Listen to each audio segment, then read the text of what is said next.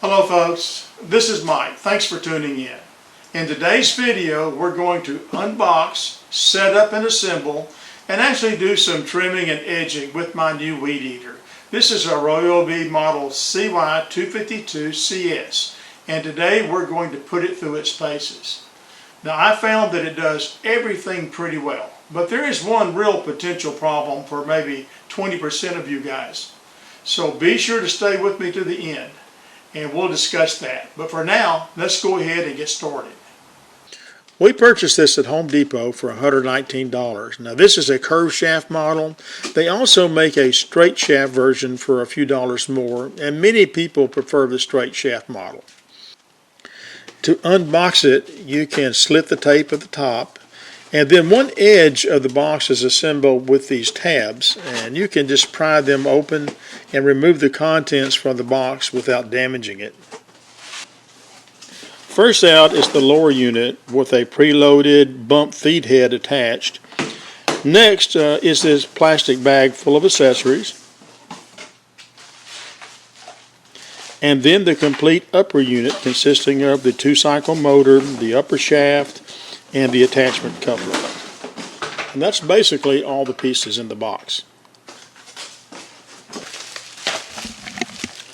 Inside the accessory bag, you have your quick start guide, your manual, some warranty info, and some other paperwork and information. This is the guard for your spring head.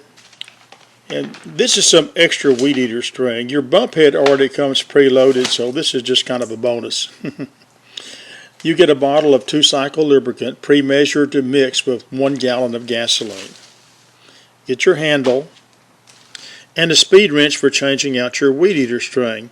Now the bump head is an easy load version, and they advertise that you can actually load it in 60 seconds. That seems pretty ambitious to me, but we're going to test this later in the video, so be sure to watch for that.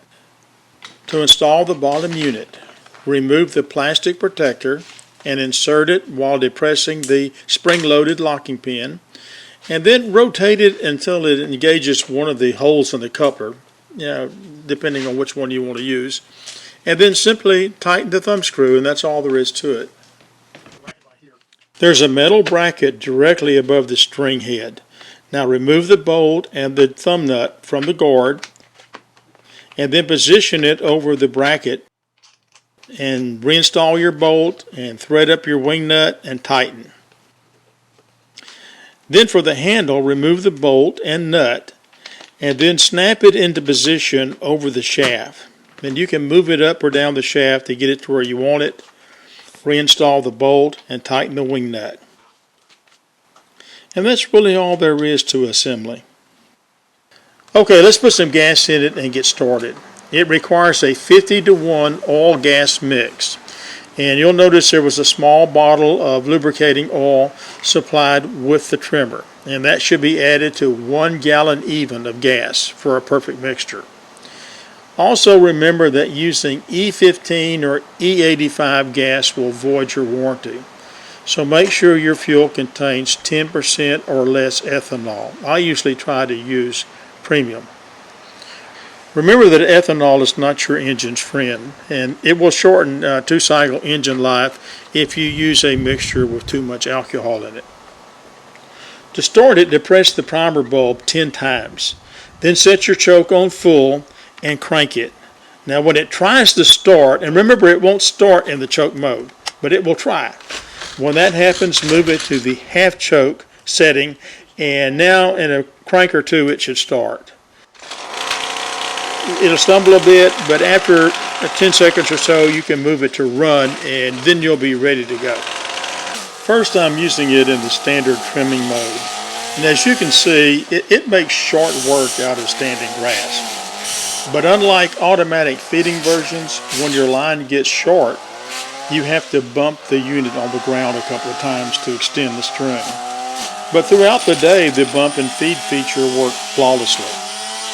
To use it as an edger, you have to unloosen the nut and push in the pin and rotate the lower unit until it locks into place. Then retighten, either 90 degrees to the right or 90 degrees to the left, depending on your situation.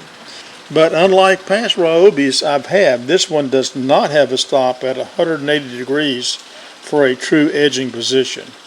But more on that later.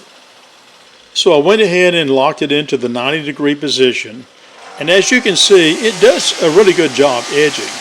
However, I find this position to be awkward, and I had to stoop forward, which was uncomfortable, and it was hard on my back. So I went ahead and rotated the lower unit 180 degrees to a true edging position. Now understand there's no indent or stop for this like the 90-degree positions. You just have to hold it securely and make sure the adjuster is tight. And I think Ryobi would probably tell me that this was something I shouldn't do. It may cause extended wear, ruin my warranty, whatnot. But it can be done and it works. And please understand that I'm not encouraging you to do this. There may be consequences down the road. And I'm probably going to buy the edger attachment for this later on. And maybe do a review on that. And that'll fix this problem.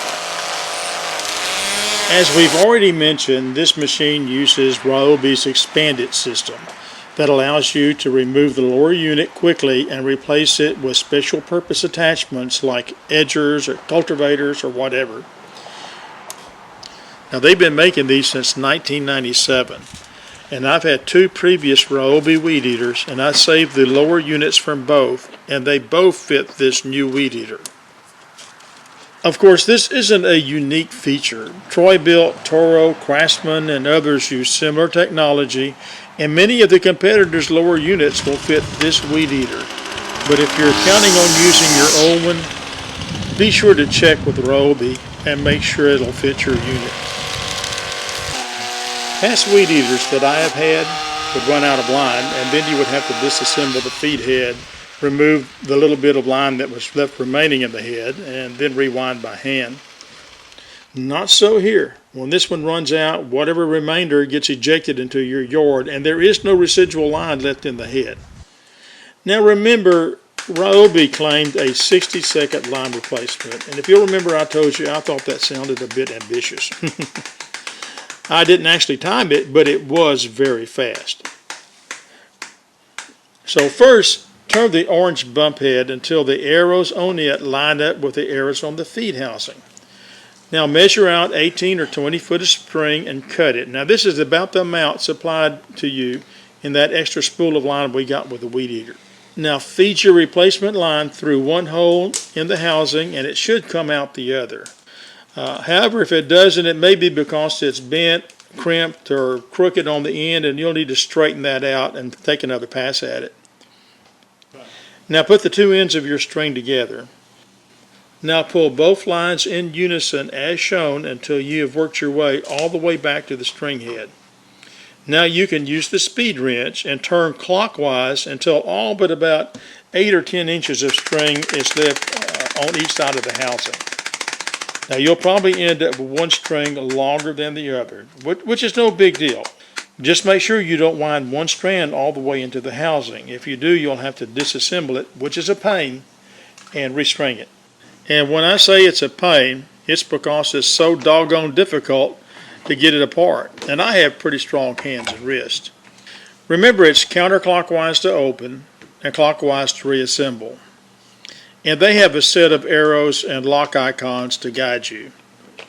And putting it back together is just as hard as it was to take it apart. To sum everything up, this weed trimmer with this 25cc engine and its 17-inch cutting width was more than adequate to handle my edging and trimming chores around my house. It's always started and it never seemed to bog down. It's also a pound or two lighter than the long shaft model, and it's a little more maneuverable.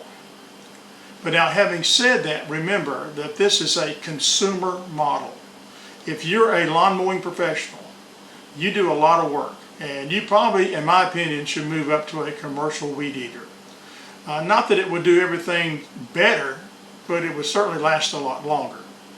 So now let's talk about the potential downside to this particular weed whacker. Now I'm a little under 6 feet, and this is a curved shaft model, and it's a little shorter than the straight shaft model. When I used this on the normal trimming mode, I had no problem. But when I used it in the edging mode, I found myself having to lean over a bit or stoop a little bit to do a good job. And it made my back hurt, and I was worn out when I finished. So if you're over 5'10", in my opinion, you may want to consider moving up to that straight shaft model. That'll allow you to stand up straighter while you're edging. That, or you can do what I intend to do. I'm going to buy the edging attachment for this model. Either way, I think you'll be happier. Well folks, that's going to do it for today. Please go below and like our video. And if you still have questions, or if you'd like to just tell me something, be sure to leave me a comment and I'll get back to you. Also, we have more great videos coming. Tool and home product and yard reviews, woodworking and DIY projects. So be sure to go below and click that subscribe button. And don't forget to ring that bell. And until next time, thanks for watching.